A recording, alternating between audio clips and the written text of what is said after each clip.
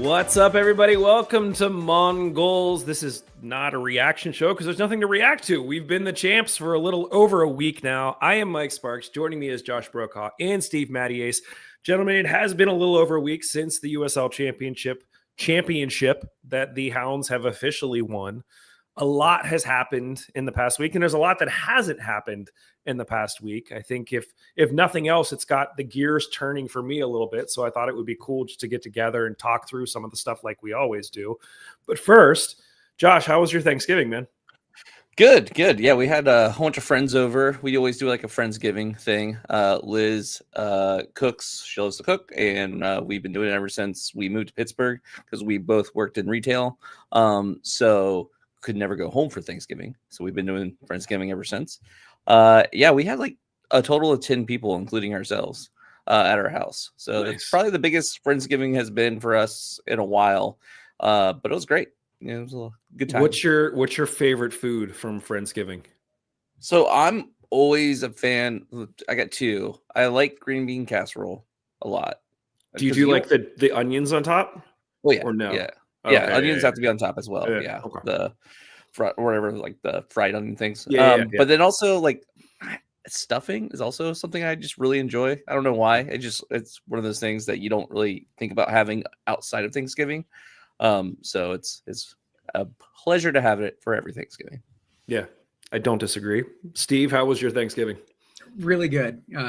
So this is second year in a row that my parents have come up from North Carolina, and my neighbors who are in their 60s, who are just wonderful people, came over as well. So really great. I cooked most everything, which is a lot of fun because, living by yourself, you don't want to cook big, complex meals regularly because there's so much work to do. But I made some progress on that. My parents came up a day early, and my dad helped me install a dishwasher. So I have a dishwasher now, and that makes my life really, really nice because it is one of my least favorite things to do around the house. So yeah, that's wonderful. So I got lots of questions. We won't get too personal. You said you cook pretty much everything. What is your favorite thing to cook? And is it the same favorite thing to eat? Oh, that's a good question. So favorite thing that I ate this year, because my parents came up a day early, my mom didn't make the pies she usually makes. But she made a cheesecake because that lasts a little longer. And cheesecake is my favorite dessert. Like years ago, mid 30s, I went and visited my family, and my niece, who was 14 at the time, and decided she didn't like nuts, and there's nuts in the crust. And when my mom makes the cheesecake, there's enough batter left over that she makes a little 6-inch cheesecake that would always go home with me. And so that was my cheesecake for years. 15 years, right? Or more. So I threw a hissy fit at 34, 35 years old. And that little cheesecake has been mine ever since. So that was my favorite. My favorite thing to cook is, so I don't cook a turkey because I think turkey is meh. It's fine. I'd rather have a really good chicken. And so I get chickens from the farmer's market and spatchcock them, dry brine them. And it's fantastic. Like, it's just the best way to eat chicken. Awesome. Yeah. And nobody throws a fit that you don't make turkey? No, everybody loves it because the chicken is so good. Good. Yeah. Good. Sorry. You guys will have to put up with my throat today. So Mike, how was your Thanksgiving? Right? Yes, thank you. That was not a segue, and that wasn't me prodding. We went to New York City to visit Jason, my other brother, for those of you who know Kevin. And it was great. It was the first time he ever hosted. Him and his partner, Will, they kind of have an apartment, and then their parents have the apartment next door. So we were able to crash there. Got out, walked around. It was 60 some degrees in New York. We went ice skating in Bryant Park. It was fantastic. Woke up Thanksgiving morning and couldn't breathe. It was just, I was so congested and felt like my head was in a vice. Slept until noon Thanksgiving Day, missed most of the day, sick. And then the next day we had to turn around and drive home. So it was hopped up on so much Dayquil just to get home. And then literally I told you guys, we were planning on taking my oldest son back to college today, but Meadville was projected to get a foot of snow today. So instead we took him back yesterday. We drove, so it was like after driving 6 hours back from New York and being completely run down, woke up yesterday morning and did basically 5 hours, 2.5 out and back to drop. There was like already 3 inches of snow at Meadville. It looked amazing, but it was just like, this was the right call. We had to do this. So I'm hoping that I'm fully recovered and back to work in order to go back to work tomorrow, which I'm not looking forward to, but it was fun. The kids had a good time. So yeah, can't really complain much. Nice. Yeah. Well, gentlemen, there's a lot of things that are kind of going on. One of the things I did not put on the agenda, but Josh, I do want to hear about. There was speculation about is the city going to do some sort of parade for the team? It sounds like that has not entirely been ruled out, but something that they did in the meantime was they had the team show up with the cup at a Penguins game, which you went to. Tell us how that went down. Yeah, so basically, they had a small, like, little interview type thing. I think Susie Cool is now like the in-house announcer person who does stuff, but she used to work for the Riverhounds. Yeah. So I believe she was the one that interviewed the Hounds at the beginning of the game and had like a little, like, this is the cup and blah blah. You guys won in, and like they're lifting up the cup, and it was a lot of fun. And then from there, they brought it out into the Hall of Fame section of the stadium or of the arena, and had like pretty much a whole bunch of people just lining up and taking photos with the cup while the team was in their box seats watching the game. So it was there from like, I think the first 2 periods, the cup was there. But yeah, like literally, like we got there, Liz and I, probably about 10 minutes before the game started, 15 minutes. We got our gravy boat, our coveted, what do you call it? I don't know. It was some gravy boat thing that everyone was talking about, but we got that. And then we stood in line because the cup wasn't there yet. We're like, oh, we're just going to wait here for it to show up. Then we started second guessing ourselves. Like, what if they have like a ceremony thing on the ice or something like that with the team? Yeah. And we're going to miss it because we're going to be out here waiting for them to come in with the cup. So then we like rushed to our seats, which were super far away, like the exact opposite side of the arena. So we got like all the way over there, sat down like a minute before the game started, and then it was just like a little interview, and then that was it. It wasn't even on like the ice. It was like, I don't know if it was pre-recorded, but it was like not on the ice at all. So we're like, oh, we could have just stood there and waited, because then after that they brought the cup out. So then we went back down to where it was, stood in line. I saw a lot of people there with Hounds jerseys. Yeah. It was actually really cool. I like a lot of people I recognize because, a lot of the people who are on the bus with us and who are always in our section were there. But it's also people I didn't recognize. And we're like, oh, that guy has a Hounds jersey on. Oh, that guy has a Hounds jersey on. So, yeah, it was really cool. Got our pictures with it. Went back and sat and watched the rest of the game. I believe Dick and Mertz had an interview during the game as well. It was like a shorter type of just like a Pittsburgh Soccer Now, or not Soccer Now, but Pittsburgh Sports Net or whatever. They had the whole interview. And then, yeah, that was it. So it wasn't a lot to do with the Hounds. Like, I was expecting like maybe they'll show some clips or maybe they'll show some, cool highlights or something like that. But like, nah. But at the same time, it was also a fun game to watch. So yeah. What I love about that, Josh, is talking about all the people wearing Riverhounds gear, and it's just like that's what happens when you have a fun sports product and people are going, right? Like that's why they've been selling out, and then you start seeing it more and more, and that's a lot of fun to see. And legit, like we are hearing reports like, so they have a new store at Robinson Mall. So instead of having all the gear and merch and all that kind of stuff at the stadium, and they're like doing like Black Friday sales at the stadium, they bought a storefront, rented out a storefront at Robinson Mall, and they have like a store there right now for all that stuff. And from what I've heard, we have multiple people show up there and like be like, it was busy. Like there's a lot of people in that store, and they were like running out of stuff pretty fast. Like it was pretty picked over.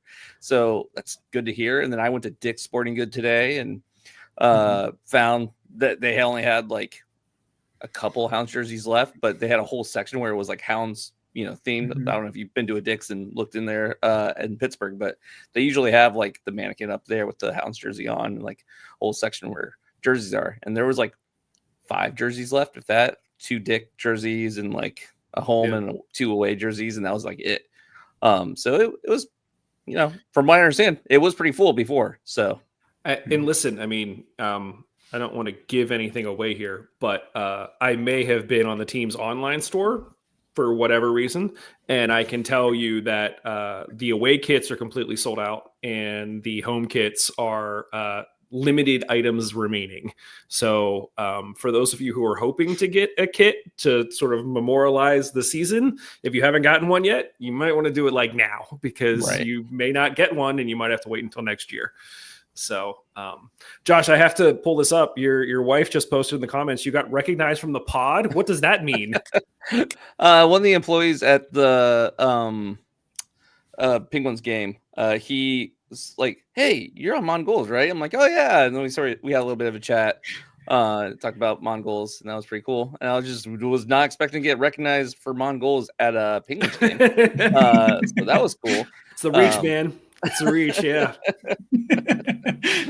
Well, that's cool. That's awesome. Okay, well, good. I mean, obviously, we'll see. It still feels like it just happened, that we just won, and it's been this thing.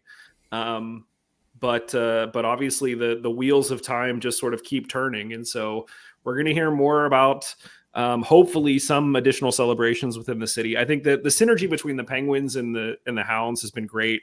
I forget which player it was, but I think it was the night that we won, the Pens were playing, and there was an interview with some player, and he just said, "Hey, how about those Riverhounds, huh?" And like skated away. And so like there's definitely some synergy there, which it makes sense to me.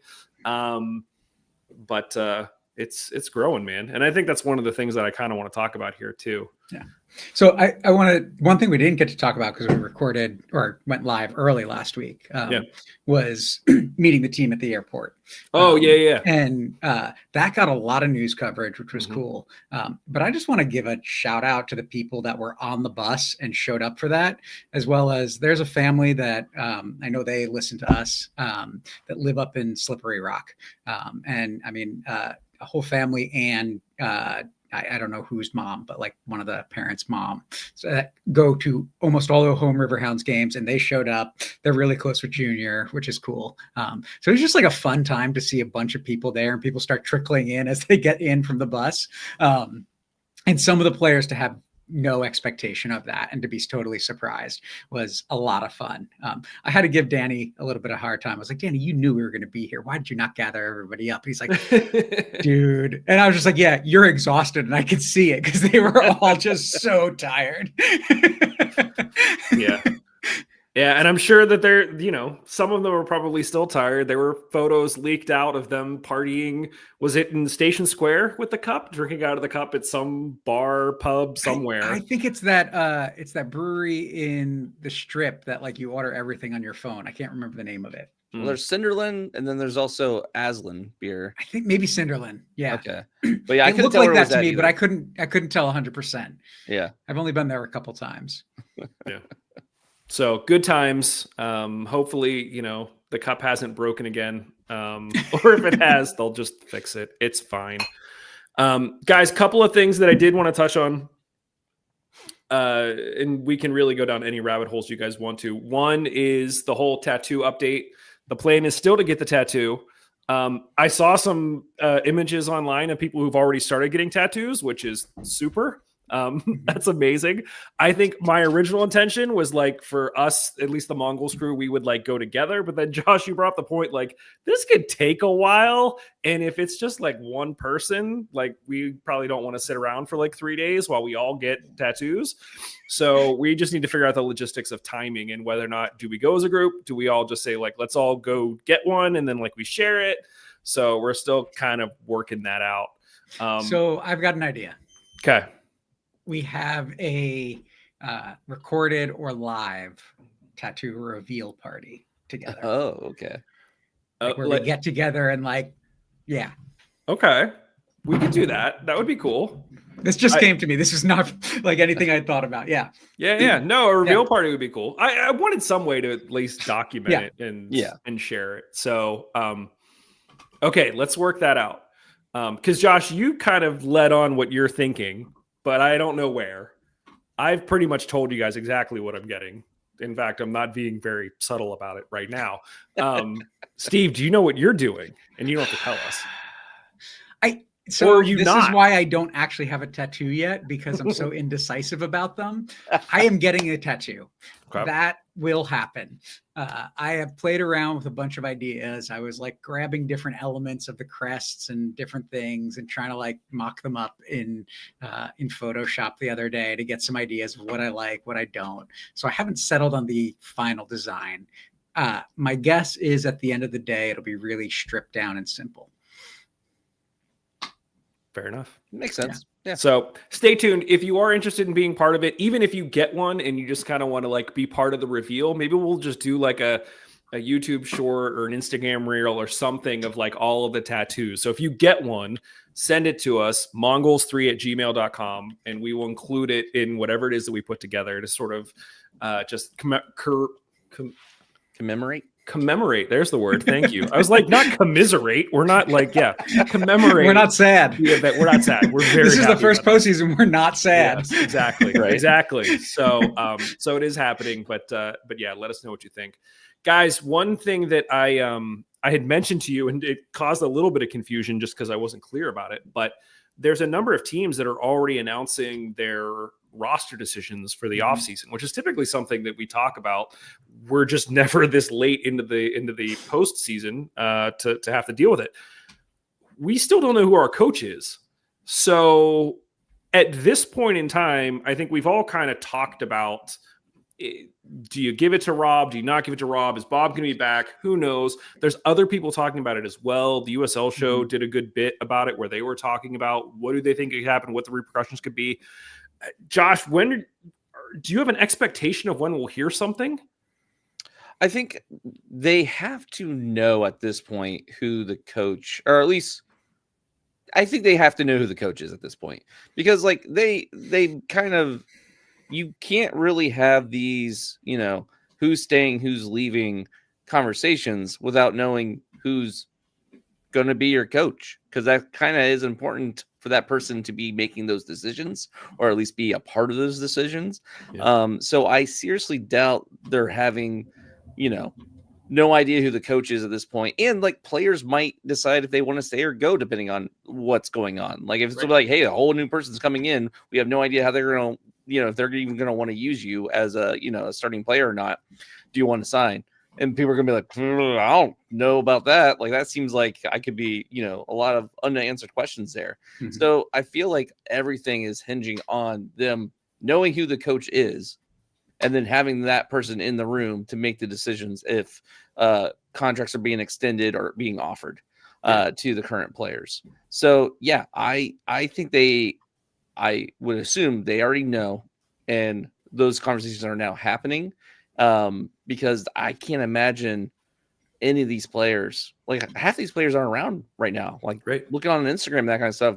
Most of these players have already left the country. I was going to say, I had a conversation with Grubba, and apparently they were supposed to stick around this past week, and then they were out. They were gone. And so typically this past week is when they have those conversations with the players to figure out whose option are they picking up, who are they not. And that's what got me thinking they have to know. Steve, without naming names, you've had conversations where it's been very apparent that if it's one coach, they'd be interested in staying. And if there's one coach, they're definitely not interested in staying. How are you feeling about all of this at this point? So I think a lot of that kind of is a reaction to Josh's comments, that I think the decision of Bob or not Bob was made a long time ago. The question that still lingers for me is, was Tuffy willing to pull the trigger and offer Rob a contract or not early enough that makes a difference? Or was he waiting and seeing? I'll be very clear. I don't see how you can't offer Rob a contract after what he did. A team that was not doing anything, losing a lot of games, and only got scored on once in 7 games, got 3 wins, 1 in the playoffs, and got both trophies in the playoffs, right? But won and drew the last 3 games of the season. And that one game where they did give up the goal was within a day of Rob taking over, right? And so it's like you see that there is just something different about this group of players under Rob. And that's putting aside how anybody got there, right? Like it's just this group of players we saw were really good when they had someone that believed in them. We talked about it last week, right? Like the pregame comments that Rob gave them, and just the conversations I've had with the players about the fun of playing together with Rob as the coach is really important. And so if it's not Rob, then I fear that Josh is wrong, that they don't have a coach lined up, because if they were trying to evaluate that, I don't know how you don't say yes to Rob, but if they got knocked out in the second round, would you maybe have said no to him then? Right. And so when did they make that decision? If they already made that decision, and where does that put them? I just have no idea. And so I have a lot of questions about who our coach will be, when that decision was made, and why a week later we haven't heard anything yet. That slightly concerns me. That is that just you're going to let things play out, let people enjoy the championship win, or not? Like personally, I'd enjoy it a lot more if I knew Rob was back next year, right? Like that to me is like, we want it and Rob's back, right? Like I that's what I want, right? Like that's where I'm at this point. And so, yeah, I think to your point, Mike, that there are players that we stand a really good chance of re-signing if Rob is the head coach. I'll qualify that with, we still have to recognize the economics of the Riverhounds in the USL. And there will be players that we'll talk about that will not come back. And I also want to mention there are players that are out of contract that could have already pre-signed a contract with another team well before Rob took over at the end of the season. And so it may have nothing to do with whether they want to play in Pittsburgh under Rob or not, or someone else. They could have already made that decision because they thought their option was Bob or elsewhere. Yeah. Before we get into the players, just thinking about this from an outsider's perspective, can you imagine if you're a team that is struggling in the USL and you're looking for a new coach, and all of a sudden the coach that literally just won the USL championship it becomes available? Like from Pittsburgh's standpoint, it almost feels to me like, I'm purely speculating, I have nothing here, but like I would almost think that it's almost more Rob's decision of like, do you want to be the head coach in the USL at this point in your career, or were you thinking your trajectory was going somewhere else? Because otherwise, to be in a situation like we're in, where clearly, I say clearly, there obviously we've gone back and forth, and a lot of people feel differently. Whatever, it felt like we were heading in the wrong direction, and there's a lot of stats that we can pull up from sort of the past few years that kind of point to the fact that the team was headed in the wrong direction under Lily. To instantly have this kind of get out of jail free card that Vincent steps in, and we're going to talk about winning the cup now, almost feels like it happened maybe a year or two before we were even ready for it. And now we're in this great situation, and there's all of these ripple effects that happen because we won the cup.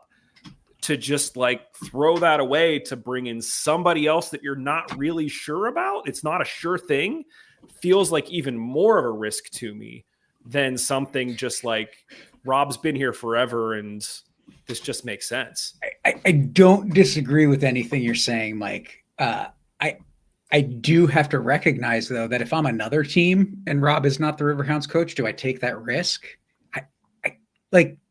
I don't know. Like, is he proven enough for that? And for the Hounds and for Rob, you have to approach this with a bit of caution, I think, because the reality is Rob didn't build this team. Right. We've talked about the issues with Bob, Lily, many, many times. And so that's what it is, right? But we do recognize that Lily has been really good at identifying, bringing in young talent and developing that talent.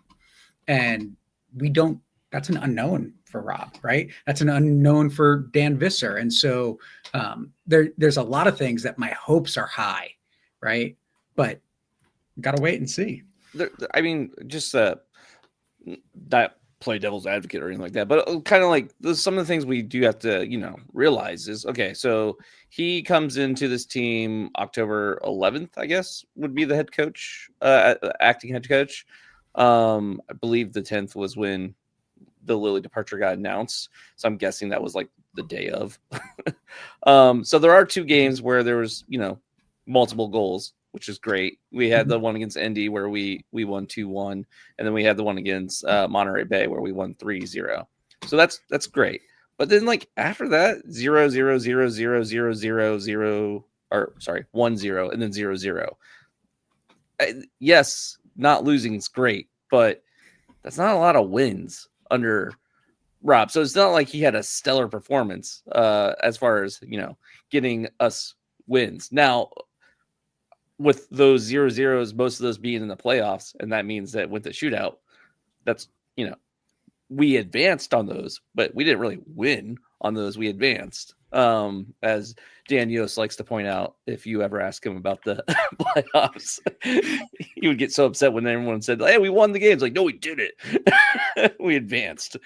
But I guess the point I'm making here is his record isn't like all roses here. It is, getting by with a whole bunch of draws and shootouts, which, even Dick says are pretty much just luck.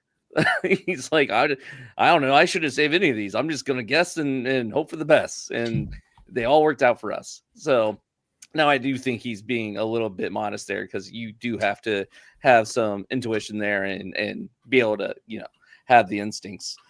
So yeah, that's great. But with that in mind, he didn't pick this team. He didn't scouts. He didn't really win that many games under, his short tenure. So there are reasons why a organization might be like, maybe we don't go with the new coach who doesn't have that much experience. I think they should. I would love Rob to be our head coach. And I think the players will rally behind him. And I think he's proven that. And it is his job to lose now. Like, let it ride on him and be like, all right, you prove us, show us what you got. And this season in 2026 is going to be that make or break for him.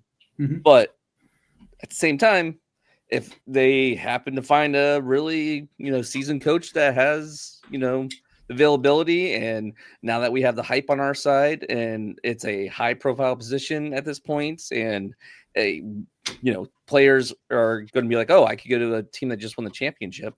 Like, there's a lot there that might be attractive to a coach that actually is seasoned. Like, do you pass that up because you have Rob, who got a whole bunch of draws and was able to get us the championship? I hope they do. It is risky, though. There's no doubt about it. And I want to, right. So we're talking about a sample size of 7 games, right? Yeah. Let's look at the results of those games as if there's no advancement, right? Like, there's no tournament cup, right? It's 1.75 points per game, which puts him squarely in the middle of Bob's previous 8 seasons. And so I think that is just something that, for me, it's like, sure. But I also look at, like, yes, he's using Bob's players, but he's also adapting a system that was Lily's system. And what does it look like to give Rob the chance to develop his own system with his own players over time? To me, that's an exciting proposition that I hear everything you're saying, but like, that's what I want, right? Like I would rather us go all in with Rob, try to re-sign as many players as he and Dan think are best for the future, and try something different. And if it fails, it fails, and then you move on. But why not, right? Like, you're not bound by the defensive only mindset that we've had for 8 seasons if you let Rob take over. So I think hiring Rob, to me, would feel most like the most recent time that we've brought in a new coach was Scott Gibson for the Riveters. and hiring Rob feels most in line with how they came about with that decision to bring in Scott.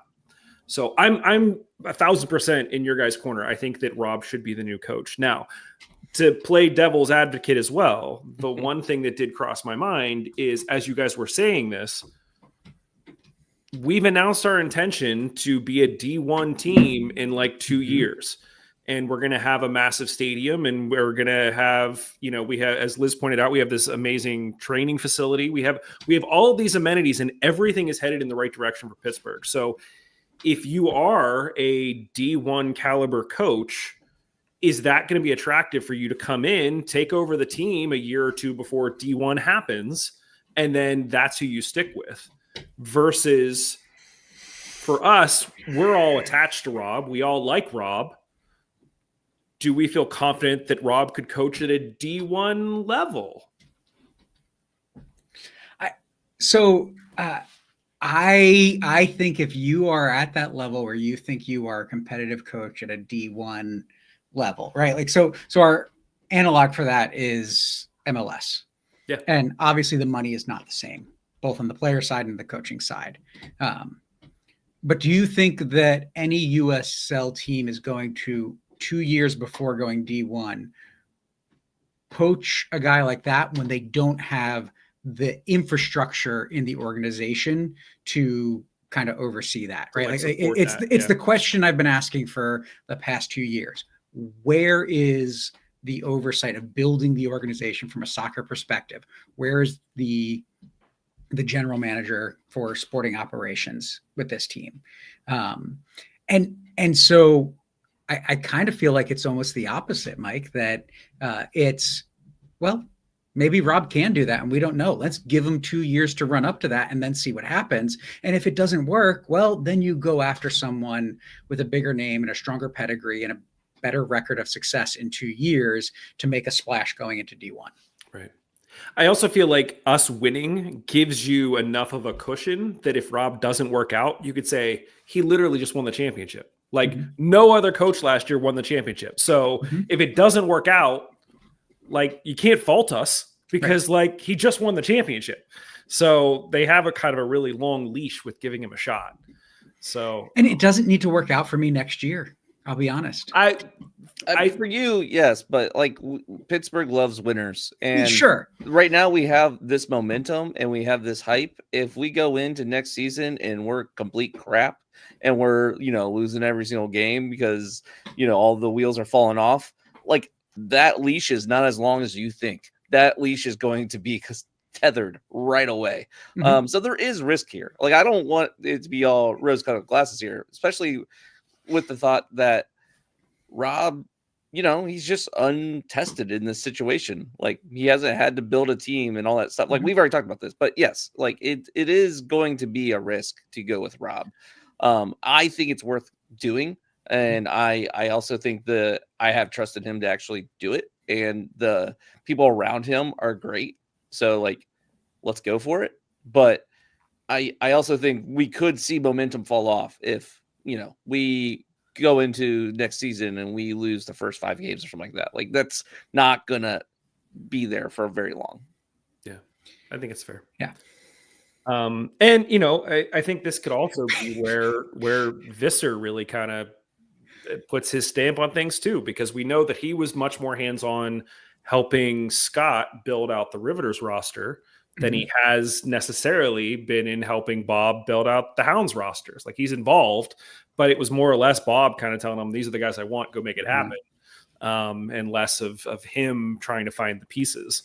So a big fan of this. We'll sort of see what announcements are made. Like I said, other teams are already announcing who they're keeping, who they're signing. So you're going to start to hear some movement here quickly because literally it's January. Like typically we start having what do they call them? Not auditions. Combines. They start having combines in December and they start training camp in January. So like we're there. You got to start doing something. So stay tuned. One of the other things that the USL show talked about that I think is exciting is for years we've talked about losing really good players to teams like Louisville, who have won, who, losing players to teams like Phoenix or Tampa, who have gone really far, and they have this pedigree of winning. And I know winning the cup in 1 year doesn't necessarily do that, but it does elevate you in a way that good players want to play on good teams. And so this could potentially open the door for us to get maybe a slightly more seasoned talent within the USL, rather than having to always pick from sort of the collegiate ranks, which has worked out well in some cases, and in some cases it hasn't. But that will be interesting as well, is what kind of sandbox can we be playing in now that we have a cup, and who wants to come play with us versus us trying to have to convince people to stay, or trying to convince people to come to us, especially, early in their career. And I think it was Keller who said it on the USL show that not Bob Lilly is a part of that as well. Right. And that's important, that you listed teams that players have gone to because of the opportunity. But we've also had a number of players that have said, I'm not going to re-sign a contract with the Riverhounds no matter what to play for Bob Lilly. Yeah. And that's a reality that has existed for the past 8 years. Yeah.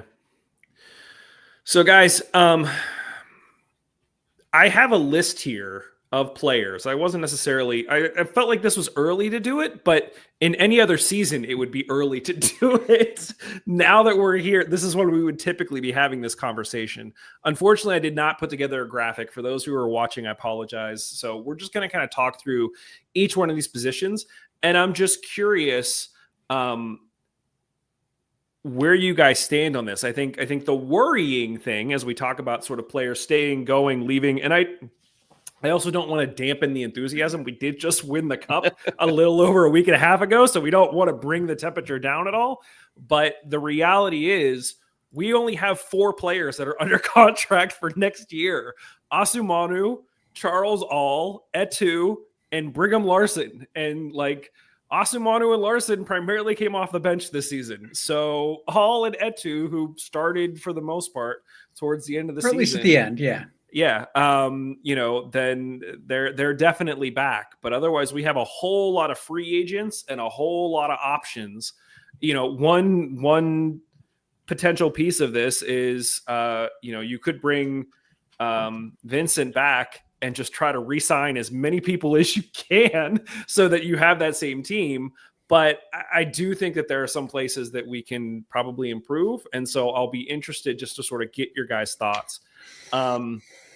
I didn't really have a rhyme or reason as to how we go through this, but maybe we just go through each player and you guys say keep or let go. And we'll just kind of run through the list. Steve, to your point, I feel like there's going to be some guys regardless who, even if we want to keep them, even though we won the cup, they might get offered buttloads of money somewhere else. They might get other opportunities somewhere else. The unknowingness of the coaching situation might be enough for them to say that it's I'm going to go someplace that's a little more stable. And so I don't necessarily fault anybody for that. We've said this in this past, especially guys who decide to go out and play in MLS or take a shot at MLS. Great. We understand that this is your career, and guys that go and make substantially more money somewhere else, even if the team doesn't do well, totally understood. You have to make a living, which is a whole nother topic that we can get into maybe in the next episode. The whole USL Teams like Rhode Island. Well, the whole USL Players Association thing and the lack of a true celebration is a whole topic in and of itself. I'd love to actually have one of the players on to talk about it if they would talk about it. Maybe Robbie would, because he's actually part of the. Which is why he needs to sign a new contract. Which is why he needs to sign a new contract so we can talk to him. Yes, we can't talk to him without it. Right. So, with all of that said, let's just kind of go through and talk about at least the situation with each of the players, and then I'll just do rapid fire. And if you guys need to hem and haw about a player, that's fine. But we'll just kind of do this quickly because I know where are we on time here? We're already at 40 minutes, so we don't want to take too long. But okay, so from the keeper situation, nobody is under contract right now. Eric Dick is a free agent. Ben Martino has a team option, so we could sign him if we want to. And Jacob Randolph is a free agent. I'm assuming you guys both want Dick back? Yeah, Essential. He's one of the stars of this season, and he definitely has, like, if you can get him back, get him back. But he's also going to be one of the most sought after keepers in our, like, pretty much in the league, I feel like. Yeah. But something else I just wanted to say about him, I know we're supposed to be quick, but this will be one of my longer ones for it's fine. Our players. In the old system, the Lilly system, I've always felt like the keeper was kind of, who cares? Yeah. Because it doesn't get to the keeper often. If we are going to be a more attacking team, like the team that we've seen under Vincent, we need a keeper who is reliable and who is going to make those big saves. Dick is that keeper. So got to keep him, or a caliber keeper like him, if you want the system to work. And then as far as the other ones, Randolph is the only one I'm like, okay, maybe. Like I'm cool if we keep him, but I don't think we need Randolph. Martino, he's under an option. Bring him back. He's an RDA kid. Like he's cheap. Yeah. Well, he has the Riverhounds history, so I feel like you keep him, and he probably actually wants to stay around. Yeah. All right. So we're saying keep Dick, keep Martino, maybe let Randolph explore other pastures. I like Jacob, but I agree with that. And I'll say, even if you don't sign, that you can't re-sign Eric Dick. I think you can find a keeper that has more experience than Jacob Randolph to bring in, rather than trying to give him the number one spot when he's played 8-10 games over the past 2 seasons. I mean, I felt like when they re-signed him that there was hope that he would get more time this season, and they kept going back to Dick. I mean, Dick had a few times that he was a little bit shaky and Randolph stepped in, but Dick always came back. So I had to dance that carefully. Let's move on to defenders. All right. So again, we only have one defender that is under contract, and that's Alal Asumanu. Let's just try to run. I won't list all. Well, let's do this. We have 2 that are free agents, Luke Biasi and Sean Suber. And you do whatever you can to sign those 2 players. And that is my fear, that those guys have already signed pre-contracts somewhere else. Yeah. That's the biggest fear I have about anybody on this list. I think I'm less worried about Luke, because Luke is one of the most tenured guys here. So even if Bob was staying, like Bob, he might be like, it's fine, I'll stay. No. You don't think? You're shaking your head, Josh. I don't know anything, but just like looking at his social media lately and like how it's the vibes I'm getting. You think he's out? I think he's out. I think he's already signed somewhere. He's already moved away, and like I think he's out. Unfortunate, but at the same time, to be clear, this is not firsthand knowledge. No, but there is a reliable rumor that his girlfriend lives somewhere else, and he may just be there with her. The problem is there is a USL championship team in that city. Yeah, but like going off of Biasi though, like I do think there's a lot of good options to pick up here that are going to be great. Like it would suck to lose Luke, but I do think like getting Vactor back, getting Beto back, like there's options here that will be fantastic to have back. And like Vactor healthy, like he was great. Like, so I don't know. I'm not really worried. Like seeing all these options, I'm actually thinking we're pretty set. Obviously, there's some hiring that needs to be done because replacing Biasi is going to be rough. And Suber as well. Like I think we should try to get Suber back. But I think you do pick up options for like Yadarak and Vactor. Yeah. Broughton, I'm okay. Hold on, you're getting ahead of us. Hold on a second. Sorry, I'm just going through the whole defender list. I know. I was just gonna say, I think I agree that I would kind of do everything I could to bring back Biasi and Suber. I think those 2. I think Biasi brings a physicality and a tenacity to a team that we don't really have anywhere else. Nobody else plays that way. And so I would really like to see them both back, but I could also understand if either of them are like, it's been real, I'm going to go try something else elsewhere, especially depending upon the coaching situation. So I'm in favor of bringing them both back. Now, Josh, to your point, everyone else at this point is under option. So Osimano's under contract. We just talked about Biasi and Suber. Barnes, Max Broughton, Beto, and Vactor all have an option on them.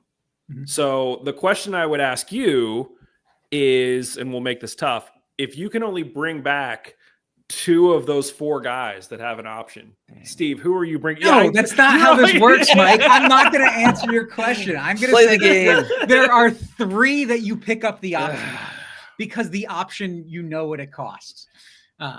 So you're not picking up Max Broughton's option? I'm okay if they do. I'm okay if they don't. I haven't seen enough of him to be convinced one way or the other. Yeah. I think that the fact that he came in and trained with this team for an entire year, I want to recognize the strengths that Bob Lilly had, and that is building players' skills over time. It's been my complaint that they then leave after a little bit of time. So could Max step into a starting role next year and be really good? Sure, he could. I just don't know enough yet. I haven't seen enough yet. And I think especially this preseason, the way that Max was being used, a lot of us thought that he would get a lot more time this season than he did. And so the fact that they had to bring in Vactor and like it kind of makes me think he's not there yet. That's fair. So I think I agree. I think if you're not bringing anyone back from that option list, and this feels obvious, it's like, who's the guy who got the least amount of time? Oh, Max Broughton. Yeah, don't bring him back. Like I get it. And I also understand that teams need to evolve. And so you can't necessarily look, this team we sincerely thought was not going to make the playoffs. And then they went off and they won the cup. So does that mean that this is the best team that the Hounds have even had in the past 10 years? Probably not. You're going to have to refresh and change some things in multiple places. But yeah, I think, E-Track coming in his first year, I think definitely made an impression. I could see him taking a step up in the next year. Barnes, I think, surprised a lot of people. I think I agree. I do want to qualify this discussion just in especially with the defenders and the midfielders is we talked about, we don't know who our coach is, right? Which means we don't know what the system is going to be, right? Yeah. Do all of these players fit in, and is that part of the decision making? So we're answering these questions based on history, not necessarily based on the future. Ron Vincent could come in and be like, I want to play 4 at the back. And like that changes everything, even though he was playing with the team that primarily played 3 at the back. So it could all change. Okay. Let's talk about midfielders. So we have 2 midfielders that are currently under contract, Charles All and Junior Etu. We have a whopping 5 free agents, and we have 2 that have options. We're going to start with the options because Jason Borgi and Garcia both have options. Do you pick up either of those options at this point? I can see picking up Garcia. I do think he had some clutch games off the bench that he was reliable there. And the problem is he was also kind of brought in to score goals. Sometimes it felt like it's like, hey, we need someone to score a goal. Let's bring in Garcia. And it's like, well, he's a midfielder and like we didn't score a lot of goals. So that's the only one I'm like, I would be okay with bringing him back, Garcia. Yeah. Steve, do you bring either of them back? Borgia, you don't, because the only thing we saw from him was speed. Garcia, you bring back if you know what the system's going to be and he fits that system. Yeah. I think that's fair. Now, this is the most difficult bit. We have, like I said, 5 free agents: Danny Griffin, Robbie Mertz, Aiden O'Toole, Bradley Sample, and Jackson Walty. So literally the heart of our midfield are all free agents. I think the one that most of us would probably be okay with is probably O'Toole, because he's been in and out and he's injured and like we've seen a little bit of him. The other 4 guys, Griffin, Mertz, Sample, and Walty, have literally been the centerpieces. Mhm. How concerned are you that any of them just leave on their own? Walty, I could see not coming back. I feel like Walty had a great beginning of the season, but near the end wasn't really getting much play and felt kind of like, I don't know. I just could see that. I want him to come back. I think Walty's great, but that one was one I'm like, I don't know if it will happen. So I think down the last half of the season, Brad Sample took the job from Walty when Walty had some challenges, and Walty couldn't find a way to work his way back in. But I think if you are looking at, so I'll answer a similar question, Mike. If you're looking at 3 of these 5, then it's Robbie, Danny, and Jackson for me. Is there any chance? And that's not any shade on Brad Sample. It's just that the way that I want to see these guys playing, Jackson pushes Danny up further than Brad does. And I think that's important.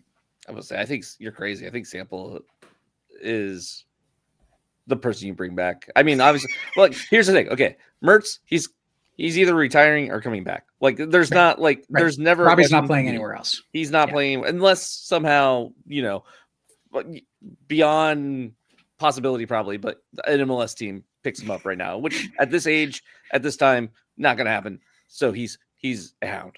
So he's either retired or a Hound.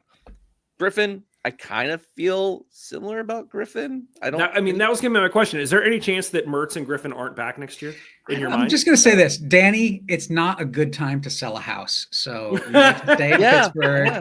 Like, you Griffin's might as well do what you're best at instead of trying to switch careers at this age. You're too young for that. Yeah, I feel like those two are back. So even though they say free agent, I don't consider them free agent. I think those ones are options, basically. If we want them, they'll be here. And I think we want them. Yeah, I think we want them as well. I think that Griffin, if you were asking me to pick 3 guys that I think we should absolutely sign that are free agents, I think Griffin, Mertz, and Dick. Yeah, I mean, they've kind of become, Mertz and Dick in particular have become the face of the club over the past few months. So to lose that, I think that would hurt a little bit. Let's talk about forwards. This is where it gets really interesting, because I think that we talked a little bit about, Steve, you rattled off the scores of the games throughout the playoffs, the scores during the time that Vincent was in charge. How much of that was the fact that Vincent couldn't coach them to score more goals versus how much of that was who he had at his disposal to score goals and whether or not he can make that happen? There's a lot how of much of there. That is these players were playing in a system with a confidence level that just was not great, and with a fresh start could be different. Could be too. Even a fresh start in Pittsburgh. Correct. So in terms of, but I don't know, right? Right. In terms of the forwards, there's 4 forwards under the roster. Brigham Larson is the only one who's under contract for next year. So he came in. We saw him sparingly used, primarily towards the end of games, just to try to run stuff out. He was played a little bit more aggressively towards those end of games with Vincent in charge. A lot of times we just didn't see him, not even on the bench with Bob. The other guys all have options. So if we want them, they come back. So Boone, Jacqueson, and Augie Williams. Steve, are you bringing any of those 3 back? Josh is shaking his head. So I don't have enough info about available forwards to who do you replace them with? Right. Yeah. And so for me, the question centers around Augie Williams, that I think that the system didn't suit Augie. Augie did his best and had a lot of just like chipping away at his confidence throughout the season because of the frustration and being asked to do things that are not his natural skill set. I think if you are willing to bring him back, you have to change how you use him and allow him the freedom to be the forward that he is.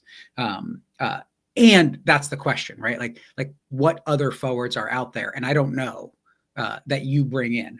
I'm sure Dan and Rob or Coach knows some of those options. But I think that like of those three, he's the one to me that makes the most sense to bring back. That what we got out of Jacqueline this year, that's replaceable with a player from around the USL. Liked everything I saw from Boone, but is that enough to bring him back? I just don't know. But I also don't know what his contract is. Is his option cheap? If it is, then we'll see him back. Right. Josh, you were shaking your head. How do you feel about this?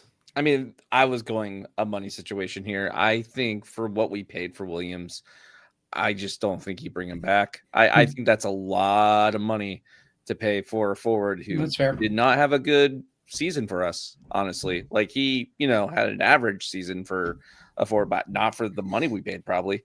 So I don't think you bring him back. I think Jacqueline, depending on what his contract is, I have no problem with Berton. Like I feel like with the right other forward to play off of is great. We've seen what he can be. If he's cheap, bring him back. I mean, and with Boone, I feel like that contract has to be pretty negligible. So like bring him back. Like I thought Boone was good. We didn't see enough of him. He only played half the season, and I'm fine with him coming back. But he got us over the finish line. Oh, he did. Like I'm no complaint. that hitting that bar really made my heart skip a beat. Yeah, man. Come on. Ooh. But yeah, especially being told that he had terrible PKs the whole practice beforehand. Like, oh yeah, he didn't make a single one. Like, don't tell me that. But anyway, Boone, I like what I saw of him. I do think he's an off the bench type player. He's not going to be our starter. And if he is our starter, we have a bigger issue. So yeah, this is the one place though where I'm like, whatever you guys want to do, I'm not going to have heart wrenching, palpitations if I find out that you didn't sign any of them. Like, all right, cool. Do forwards. Let's see how we go. Yeah. Yeah, I mean, I think I agree with everything you guys said. I think for me, it comes down to money.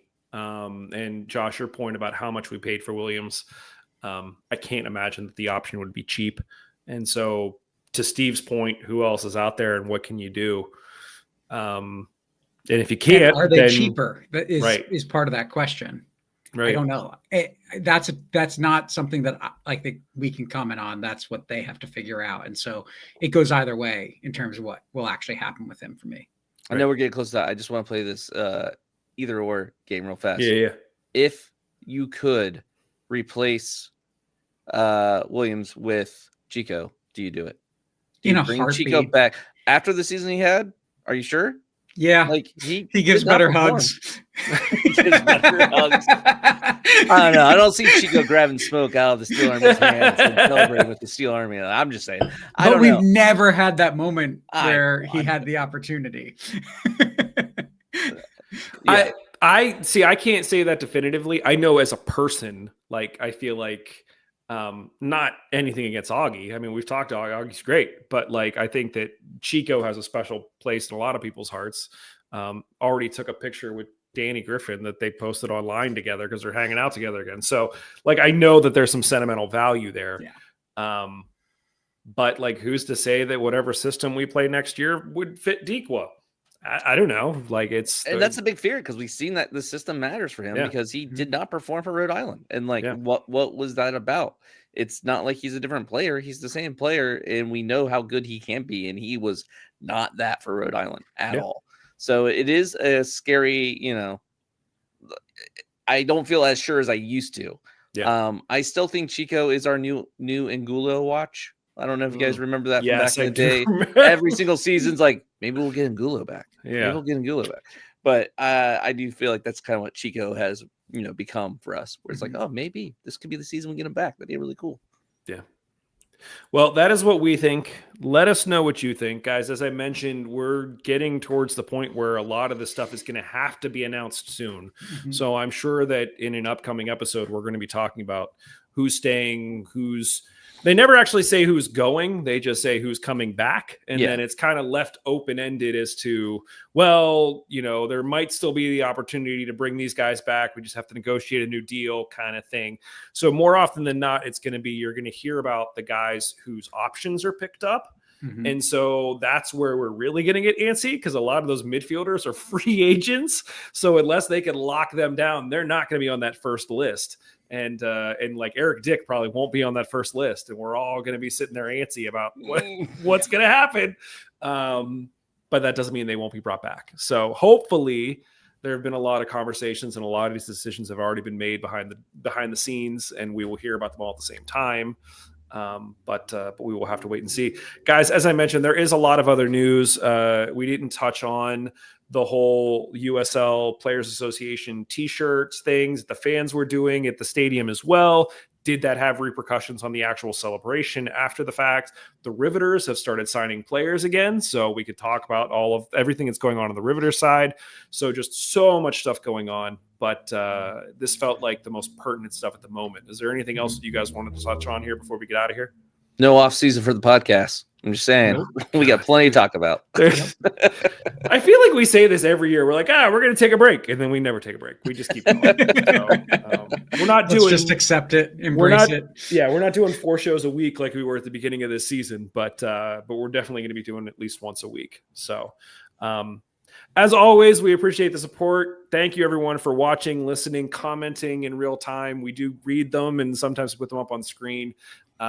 We have a lot more stuff that's coming for you. As we mentioned, if you're interested in maybe being part of the tattoo reels short something, once we figure it out, email us at mongols3@gmail.com. Let us know. Or if you've already gotten it done, just take a picture of it and send it to us. We'll include it that way as well. We will let everyone know those details as soon as we know it, hopefully this week. I was hoping maybe next weekend to go get mine, but we'll see what everyone else's availability is like and if that's even possible. But definitely before the holidays, I want to get this thing done. Yeah. Otherwise, thanks, everybody.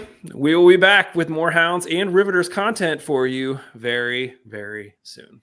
Later. See ya.